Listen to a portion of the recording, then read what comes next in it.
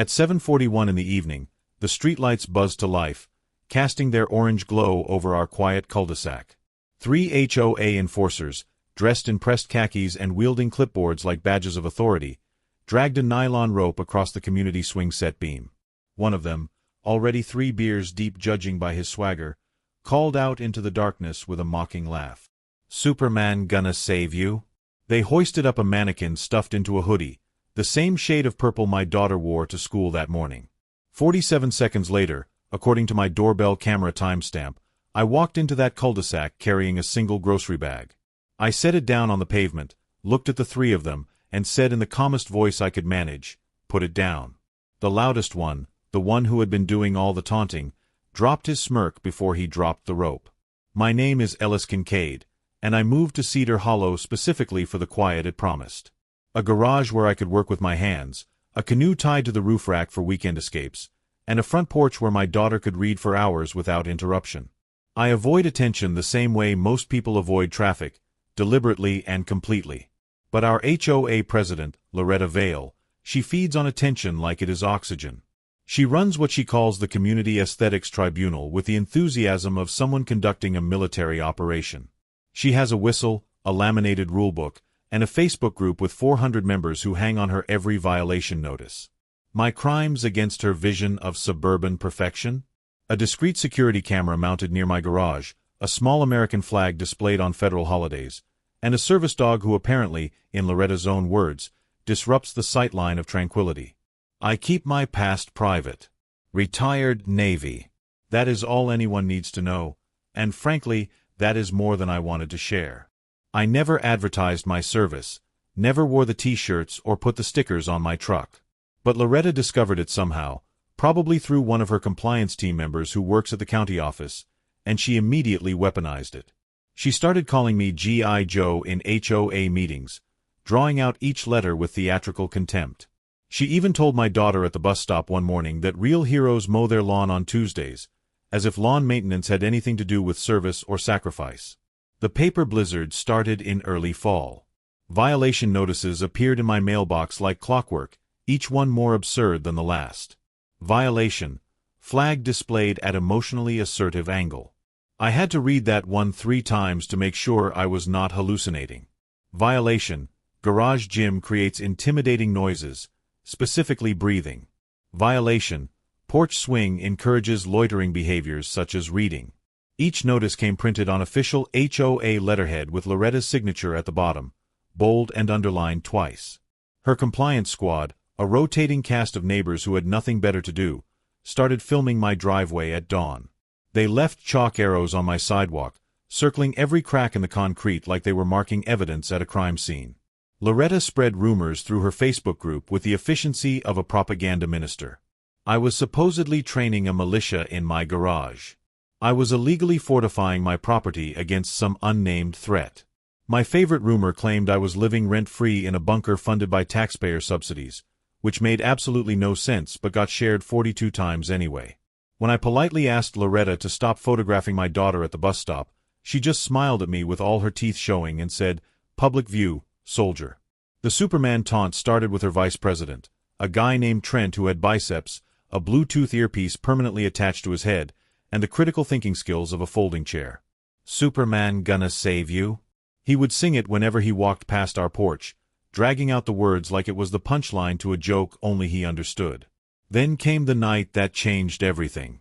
I pulled into my driveway after picking up groceries, the sky already dark, the neighborhood settling into its usual evening quiet. That is when I saw them. The mannequin hung from the swing set beam, dressed in a purple hoodie, a backpack strapped to its back, pink sneakers zip-tied to the ankles. It was not my daughter, thank God, but it was close enough that my blood turned to ice in my veins. They had propped a handwritten note against the swing set post. "Neighborhood first, be less." That was the line they crossed. This was not about lawn height or flag angles anymore. This was trespass. This was harassment. This was a threatening display aimed at intimidating a child. I walked toward them slowly, my heart pounding but my voice steady, and told them to take it down immediately. They smirked at each other like this was all part of some elaborate prank. I pulled out my phone, dialed 911, and put the call on speaker so they could hear every word. I stated my address, gave the names of the 3 men standing in front of me, and explained that a new-shaped display had been hung on community property with the apparent intent to intimidate my minor daughter. My daughter was inside the house with her earbuds in, reading on the couch, completely unaware of what was happening outside. The police cruisers arrived before the neighborhood rumor mill could complete its first rotation. Turns out our county prosecutor takes crimes like menacing and child intimidation seriously, even when the perpetrators try to hide behind HOA bylaws and community standards. The responding officers collected everything as evidence. The rope, the mannequin, the threatening note, all of my doorbell camera footage, and here is the beautiful part, the group chat that Loretta forgot was legally discoverable. That chat thread read like a masterclass in premeditation. Let us see if Superman flies. Do it after sunset so more people are home. It is art, not a threat. One member even suggested they should record the whole thing for posterity. My attorney, a woman named Raina Cho who had the demeanor of a kind librarian and the courtroom instincts of an apex predator, showed up to the first hearing with a 3-inch binder.